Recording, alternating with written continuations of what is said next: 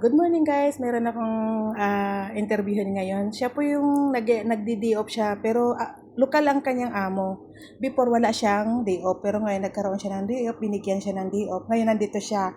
Interviewin natin siya kung anong feeling ng bago siya nung pumasok siya sa kanyang amo. Anong masasabi mo be nung ikay unang pasok mo sa amo na wala kang day off? Anong niisip mo noon?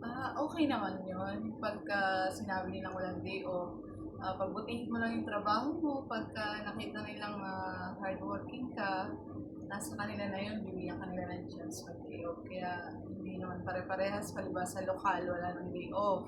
Minsan kahit lokal yung amo mo, pag hardworking ka, bibigyan kanila ng chance para ma-enjoy mo yun. How about nung sahod mo be? Di ba nag-umpisa ka sa magkano be?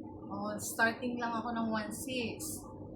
Because hardworking ako, every month, dinadagdagan yung sahod ko. Pag may extra work ako, may additional payment din. Kaya hindi palibas sa 1.6 lang yung offer, 1.6 ka na forever.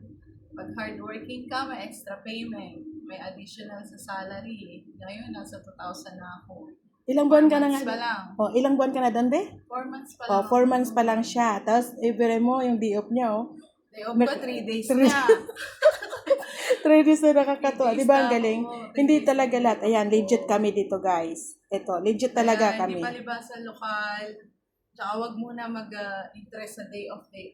Kasi pag hardworking ka naman, bibigay nila yung sa'yo kahit hindi mo hingin. Di ba? Dapat work muna yung isipin. Magka-work muna. Yun nga, yun talagang Bago yung magaling. day off. So, yun, dito ka sa agency namin. Anong masasabi mo sa agency namin? Legit Ay, ba nako. kami?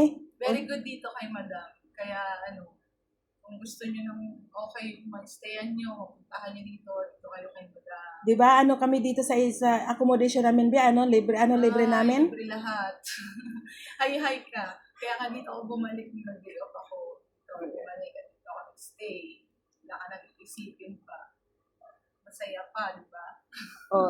Di ba? Nakipag-date siya, napunta siya doon. Bumalik siya dito sa amin accommodation. Yan. Salamat, Biha. Thank you.